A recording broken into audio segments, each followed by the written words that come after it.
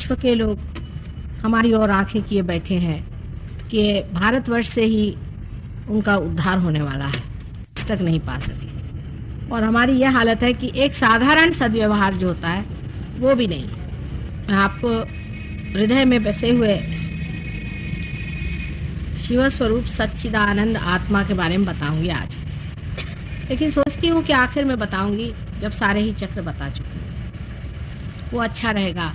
हालांकि उनको पहले से आखिर तक अपनी दृष्टि वहीं रखनी चाहिए। बाकी जो भी चक्र हैं एक उनके चक्र को जानने से ही ठीक हो जाते हैं। इन 3 हृदय चक्र के 3 हिस्सों से ऊपर एक बहुत ही महत्वपूर्ण चक्र है जिसे हम लोग विशुद्धि चक्र कहते हैं। विशुद्धि चक्र, इसके जहाँ पे हमारा कंठ होता है इसके बराबर पीछे में ये चक्र होता है। अब इसके लिए आप एग्जैक्टली नहीं किसी के लिए कह सकते कि ये यही होता है, क्योंकि ये बड़ी ही सूक्ष्म चीज है, थोड़ा ऊंचे नीचे होता ही है। जैसी जैसी मनुष्य की प्रकृति होती है और जैसे जैसे उसका फॉर्म होता है वैसे ही इसके चक्र की भी स्थितियां उस तरह से थोड़ी बहुत आगे पीछे होती हैं। कभी कभी 1 इंच का भी फर्क होता है। इसलिए आप ये नहीं कह सकते कि ये बराबर उस जगह ही होगा।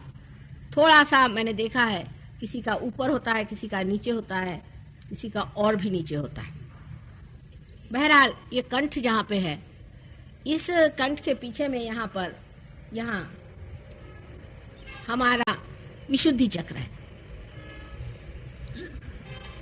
ये चक्र बहुत ही महत्वपूर्ण है मानव के लिए। जानवरों में ये चक्र इतना बढ़ा हुआ नहीं, ना ही इतना वो प्रगल्भ है। मनुष्य की शुरुआत ही इस चक्र से हुई है, समझ लीजिए पूरी तरह से।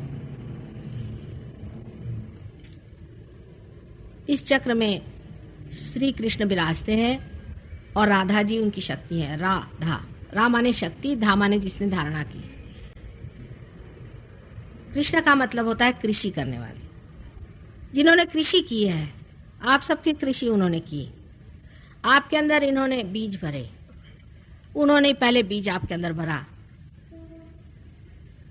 कि उस अनंत को जानिए, परमात्मा को जानिए, परम तत्व को जानिए।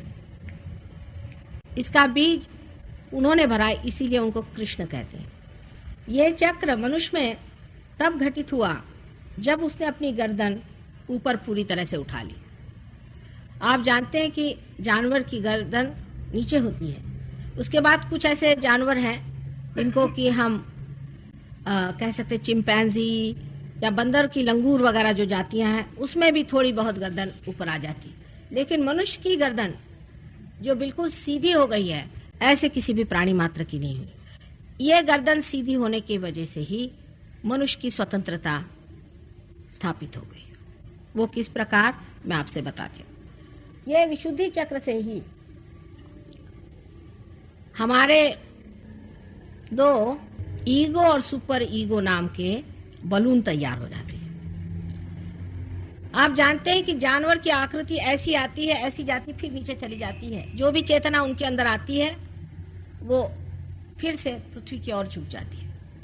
लेकिन मनुष्य ने जो ये ऐसी गर्दन ऊपर उठा ली और उसने अपने अंदर जिम्मेदारियां महसूस करनी शुरू कर दी, तब वो जब कोई भी कार्य करता है तो उसमें उसका ईगो बढ़ता है। अब ईगो शब्द, अहंकार से लोग बहुत घबराते हैं। अहंकार मेरा मतलब नहीं है अहम भाव, इसमें वो दोनों में बड़ा अंतर है। अहम भाव सब में होता ही है, होना आवश्यक ही है। हर इंसान में अहम भाव न हो तो वो जानवर हो जाए। प्रति अहम भाव भी हमारे अंदर उठता है और लेफ्ट साइड से आके और माथे यहाँ फॉन्टिनेल बोन होता है वहां तक आ जाता है। और अहंकार का भाव भी लेफ्ट साइड से उठ के इधर आ जाता है। अब देखिए, चढ़ते वक्त तो राइट का लेफ्ट जाता है और लेफ्ट का राइट जाता है, जैसे यहाँ पे दिखाया। इन लोगों ने उसका अभी गति नहीं दिखाई, लेकिन ये विशुद्धि चक्र से इसकी शुरुआत होती है। अगर आपका गला खराब है तो डॉक्टर लोग आपको दवा दे देंगे, कहेंगे आपका गला खराब। अगर राइट विशुद्धि खराब है, जो कि रुक्मिणी जी का स्थान है, जहाँ विट्ठल रुक्मिणी है, उसका तो इलाज दवा से हो जाएगा, पर जिसका लेफ्ट साइड खराब होगी उसका इलाज नहीं हो सकता, क्योंकि लेफ्ट विशुद्धि से प्रति अहंकार उठता है। ये कंडीशनिंग से होता है, जो आपके अंदर कंडीशनिंग हो गई उससे होता है। जैसे कि एक बच्चा मैंने बताया था, माँ के पास है, दूध पी रहा है, आनंद में है। जब माँ उसको बदलना चाहती है तो बच्चे में अहंकार जागृत होता है कि ये क्यों हमें सता रही है, या ऐसे हमें क्यों इन्होंने बीच में दखल दी, डिस्टर्ब किया। और जब माँ उसे कहती कि चुप रहो, ऐसे नहीं करते, तो उस पे जो उसके संस्कार पड़ते हैं, चाहे वो सुसंस्कार हो चाहे कुसंस्कार हो, उसके कारण उसके अंदर प्रति अहंकार, जिसे कि सुपर ईगो कहते हैं, होता है। अब राइट साइड की जो कुछ भी हमारी एक्टिविटी है, राइट साइड की जो हमारी पिंगला नाड़ी है, वो जब भी गतिमान होती है, कार्य करती है, तो हमारे अंदर ईगो बढ़ता है। और जब हमारी लेफ्ट साइड की गतिमान होती है तो हमारे अंदर प्रति अहंकार माने सुपर ईगो बढ़ता है। जब ये दोनों चीजें बढ़कर एक के ऊपर एक ओवरलैप कर लेती हैं, समझ लीजिए बच्चे की उम्र जब तक साल भर की हो जाती है तब तक ये जगह पूरी तरह से भर जाती है, और तब आप में पूरी तरह से हम अलग हैं ये भावना आ जाती है, जिसे कहना चाहिए अहम भाव, कि हम अलग हैं, आप अलग हैं, जिसे अंग्रेजी में कहते हैं आईनेस। हम लोग सब अलग अलग हो जाते हैं। हम सोचते हैं कि हमारा ये नाम है, उनका ये नाम है। अगर छोटे बच्चों से आप बात करिए तो हमेशा थर्ड पर्सन में वो बात करते हैं, फर्स्ट पर्सन में नहीं कहेंगे कि मैं जा रहा हूं। जैसे हमने मुन्ना से कहा कि बेटे अब तुम जाओगे कि नहीं, नानी ये मुन्ना नहीं जाएगा, बहुत जिद्दी है, थर्ड पर्सन में बात करेंगे, माने उनका जो है सामंजस्य उस मुन्ना नाम से नहीं हो पाता है, आइडेंटिफिकेशन नहीं हो पाता है। वो हमेशा थर्ड पर्सन में बात करेंगे कि ये नहीं मानने वाला, ये बड़ा जिद्दी है, माने ये दूसरा है कोई मुन्ना, और ये जो मैं हूं ये अलग है। जैसे जैसे आदमी बड़ा होने लगता है वैसे वैसे इसकी ये जो दोनों ही चीजें हैं बढ़ती जाती हैं, घनी होती जाती है, और उतना ही वो अलग हटते जाता है उस विश्वव्यापी शक्ति से। अब जानवर जो हैं वो इस विश्वव्यापी शक्ति से एकाकार ही हैं, लेकिन वो इस मामले में चेतित नहीं है, माने उनमें अवेयरनेस नहीं है इसकी। आप अंतर एक समझ लें कि आपको वो चेतित करने के लिए ही परमात्मा ने इस तरह से इस शेल के अंदर डाल दिया, समझ लीजिए, या इस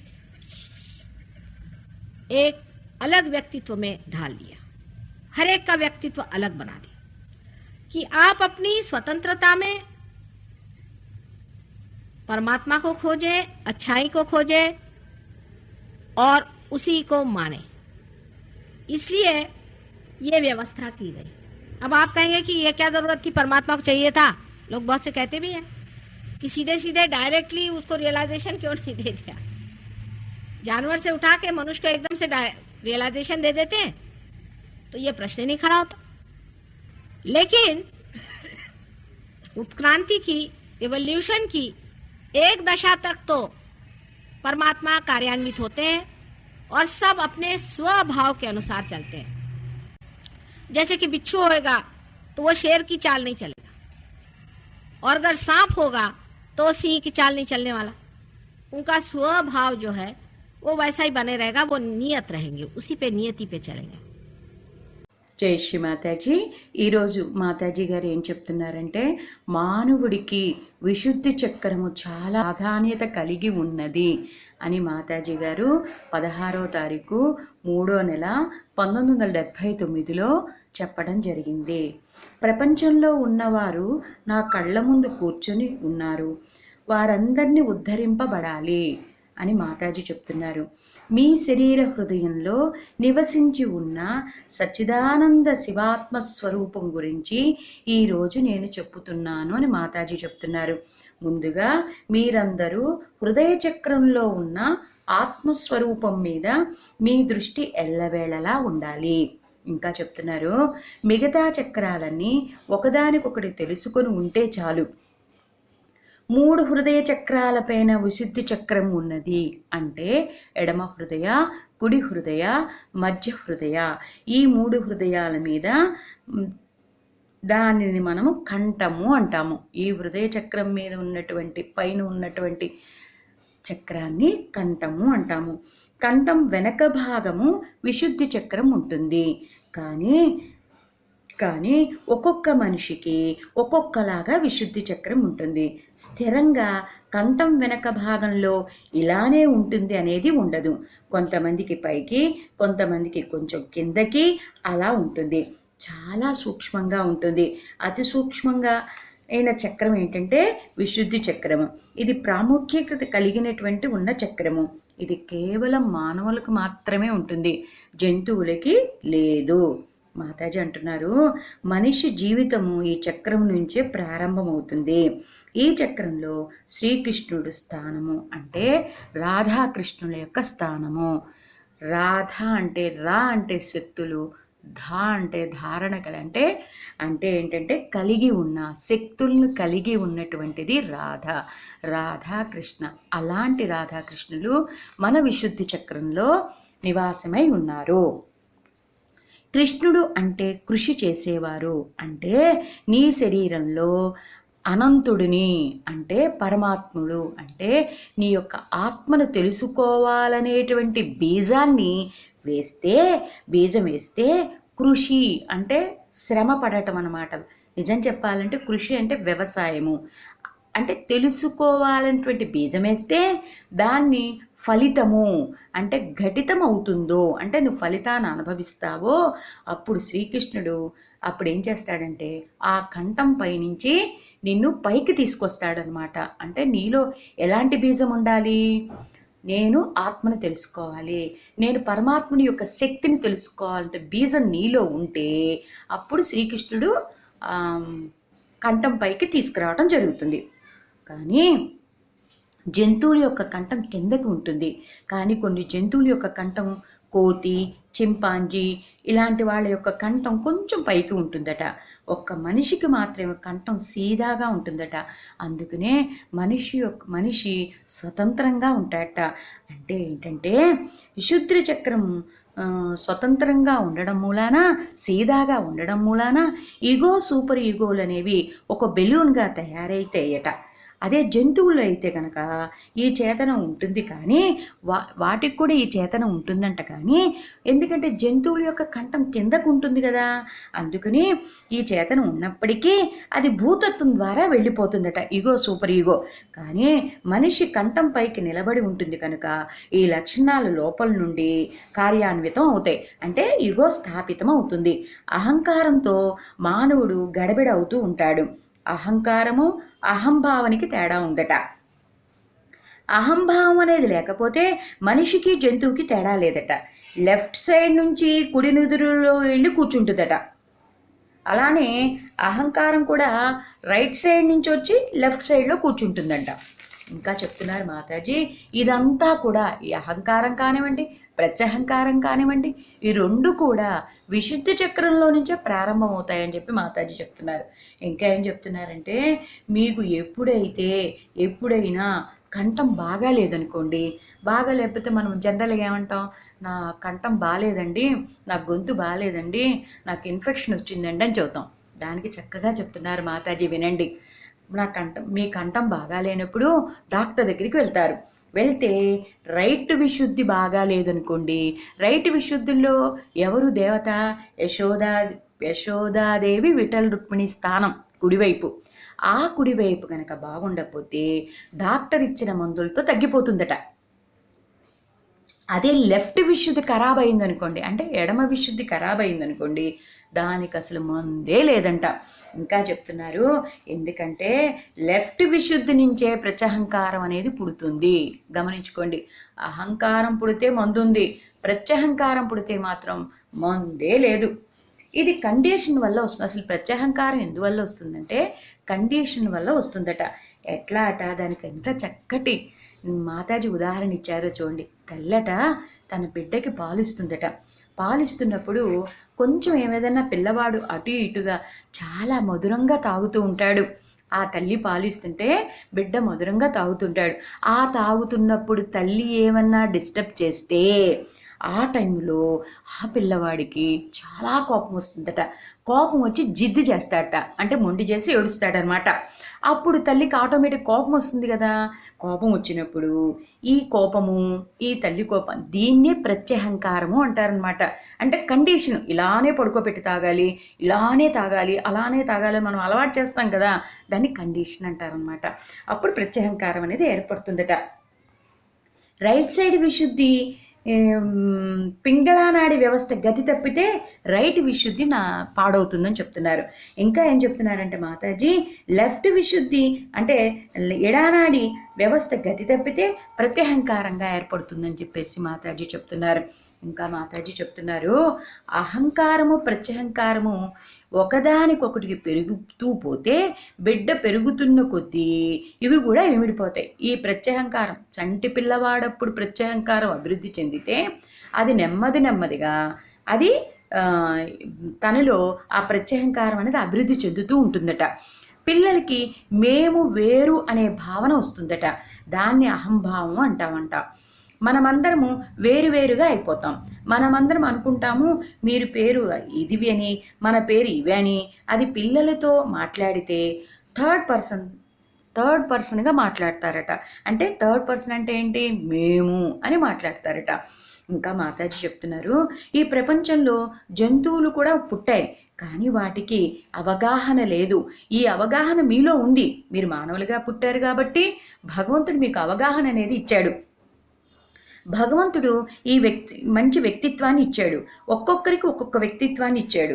మీకు ఉన్న స్వాతంత్రంతో పరమాత్మని ఏం చేయాలట మాతాజీ చెప్తున్నారు, మానవులకి స్వతంత్రతని ఇచ్చారు కదా దేవుడు, పరమాత్ముడు ఇచ్చాడు కదా, మనం ఏం చేయాలట, పరమాత్ముని వెతుక్కోవడం అంట, మంచితనాన్ని వెతుక్కోవడం, వాటిని నమ్మటం, ఇలాంటివి మనం డెవలప్ చేసుకోవాలని చెప్తున్నారు మాతాజీ.